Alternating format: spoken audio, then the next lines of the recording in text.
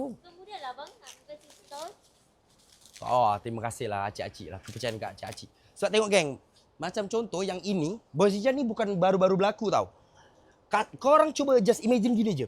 Kepercayaan orang dekat Bozijan dari dulu sampai sekarang. Contoh, Bozijan pernah review barang-barang macam ni kan. Corak kain kan lain-lain biasa Bozijan buat. Lepas tu, ataupun customer yang pernah tengok 3-4 tahun lepas lah contoh kan. Dia pernah tengok sekali je barang Bozijan. Lepas tu, dia tak tengok live. Tiba-tiba dia sub-sub. Lepas tu saya nak model yang saya pernah tengok gini-gini. Sekarang ada stok tak? Bozijan cuma hantar gambar, buka 2 seater ataupun Bozijan cuma cakap ada stok.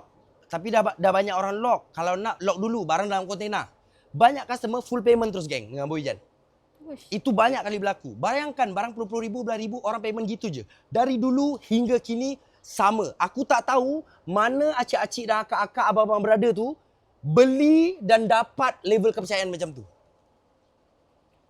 So, patutlah aku pun tak pelik. Sebab okay, geng, lagi satu, kau tahu tak Bozijan beli GTR, beli Mustang, beli Alphard, semua online. Maksud dia Bozijan tak tengok, tak deal harga, beli. Bila Bozijan tengok harga, okey, condition okey dan pakai sampai sekarang. Dan majoriti Bozijan beli dengan orang Melayu juga. Majoriti kereta-kereta yang Bozijan beli tu dengan orang Melayu. Dan urusannya mudah. Diorang percaya Bozijan, Bozijan percaya diorang. Sampai sekarang keretanya tahan. Alhamdulillah tu yang macam